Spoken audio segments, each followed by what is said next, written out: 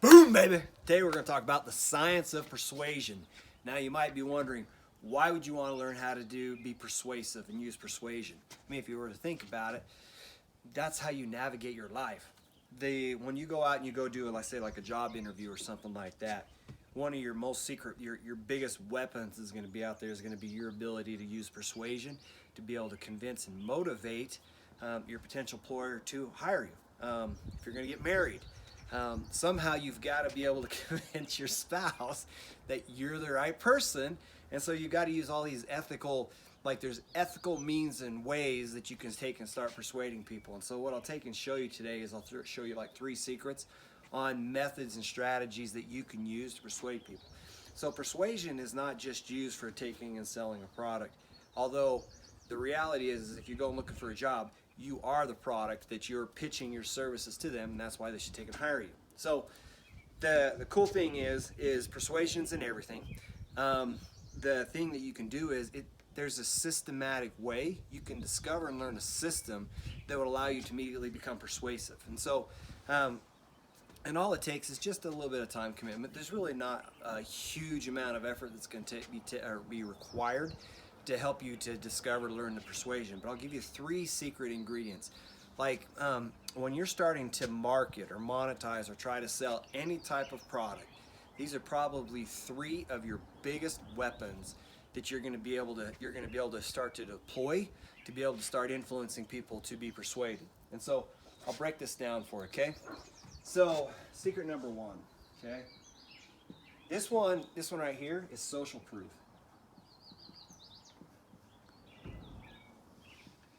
In fact, like one of the biggest things that people have is like if you go into any sort of social gathering, one of the big questions is you're not sure if, like, let's say you get invited to a party, you're like if I go to this party, how am I supposed to dress? Is this a casual? Is this a black tie type event? Because you don't want to go there necessarily and feel like that you're a fish out of water because you're the one that just didn't understand at all. In fact, a friend of mine, she thought she was going down to a school activity, and she thought that everybody was supposed to take in to dress up. And so she went down there and she dressed up in some really cool costume and stuff. It was pretty entertaining and stuff. And then when she got there, she discovered none of the moms were actually dressed up, and she was actually the only one. And so she was a little bit self-conscious, so she went and climbed back in her car. She just sat there and was like, and she wasn't sure what to do. And then she's like, well, I'm just gonna stand tall, and I am gonna go in there, and I'm just gonna be a mom, and I'm gonna do my thing, and I'm just gonna do it. And so she did. And so it turned out fun. But the thing is she wasn't sure how she was supposed to behave, so that actually ended up pushing her out into the car. And you'll discover that customers frequently don't know how to behave until they can observe how other people have behaved. So like in solar, when I take and I do solar, I will take and get people signed up for solar and stuff, and I know that it's a huge benefit for them. But what I will do is I'll say, I'll take a point, like I put solar on so-and-so's house, and then I'll tell them a story. Because then they'll say, oh, well, if so-and-so did it, therefore I can do it because that's a good way to behave like an intelligent person is to take and to save money. And you will discover that social proof is probably one of your biggest weapons. In fact, as you start creating emotion and helping people connect that other people are doing this and that it's also delivered results and benefits for them, like about 50% of people who will be attracted or buy from you will come to you based on this element alone. It's just this element is probably the biggest weapon in your arsenal to be able to help people to understand the correct way to behave, okay? So social proof could be before and after pictures. It could be a before story and an after story, some sort of transformation, some sort of event like they've got it and therefore it could work for you too. So social proof is extremely powerful, okay? So secret number 2, this is logic.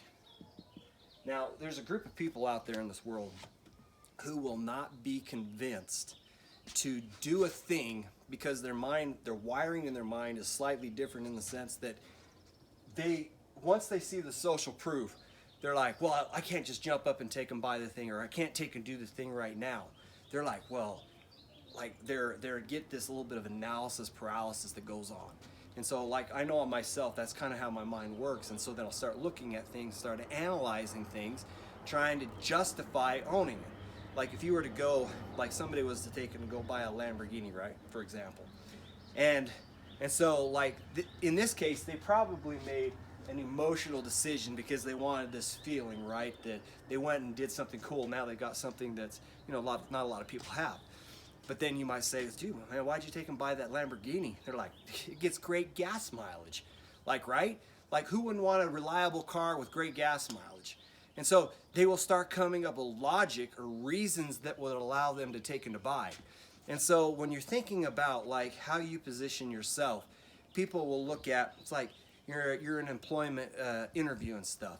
And so part of what they'll probably do is they'll start trying to resort to some logic, like what kind of degree do you have? What kind of experience do you have? They'll try to put logic into it so that they feel like they've made a correct decision.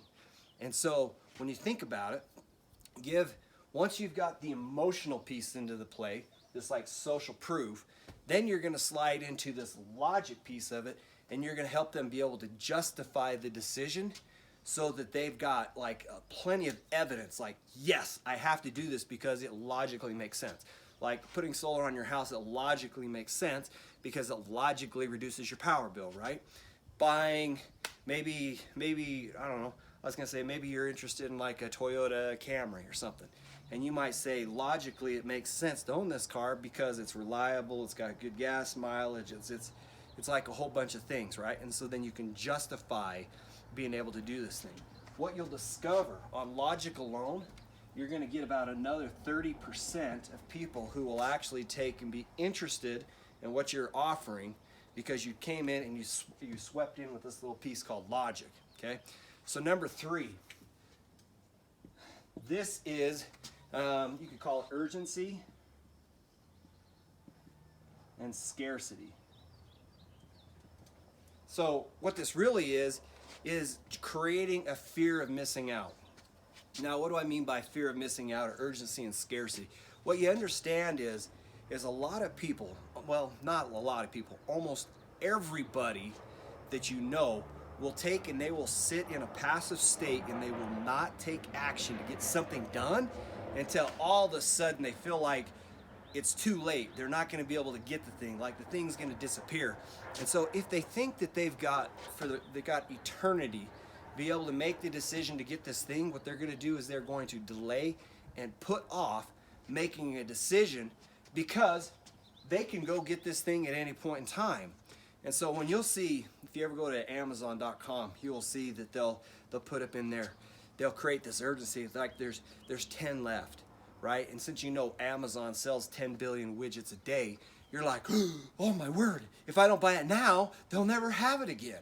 And so they'll create urgency and scarcity that you can't get it. In fact, when you go in there and they said, if you place your order now, within the next 23, you will get your delivery the next 23 hours and 30 something minutes. And so they'll actually do a countdown timer on when you can anticipate receiving the package, because they're delivering urgency and scarcity to be able to make you make a decision, because they know that people will typically not decide on anything until they're actually pushed. And so, like, if you can just keep that in mind, like, what is it that you could do, what could you create that could create urgency and scarcity? So, like, for an example, if you're saying, hey, we're gonna start my wife's got this Vegan Boss Lady business, right? And so she'll coach women on how to take and to eat vegan, so they create a nice, healthy body. And at the same time they get a healthy body, she's going to help them just improve their nutrition. She's going to help them do fitness.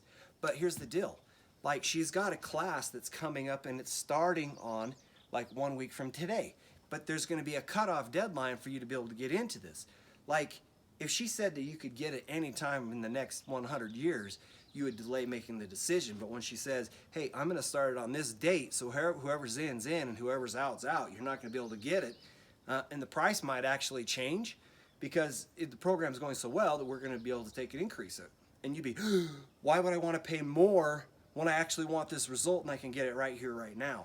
And so you create urgency and scarcity. Like if you think about it, you as an individual, as an employee, or maybe as a prospective person that could be married or whatever, like you're probably not going to stay single forever, right?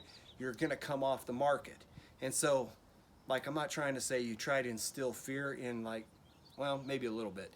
The reality is you want to be able to help people make some decisions and stuff, and knowing that you're not going to sit around and wait forever for them to finally get around to it, they've got to be able to take action and start implementing immediately becomes very critical. So, urgency and scarcity. What happens is right here, this is the next 20%. So you're going to discover, so social proof, it's going to get people motivated, and you're going to be able to accomplish that with about 50% of people are going to say, yes, I want you involved, I want to buy from you, whatever it is. Next 30%, you've got to help them justify it so they have a reason to. And then the last is like, dude, if you don't get it right here, right now, it's gone. Like, I'm going to be married next year, like, and it's probably not going to be to you because you can't make a decision. Or it's like, this cool widget you had, it's not going to be here available because it's going to disappear. Like, it's crazy. It's not like you want to hurt people or manipulate people in a sense, but it's just the way we work. Like if you want to figure out how to change the way like the human body works and the way we process things, like you could try, but it's been that way for thousands of years, right? So it's not likely to change it anytime soon. And so these are frameworks in which we can operate in to be able to help people, to motivate people so that we can take them and help, like, give them a result, create some impact.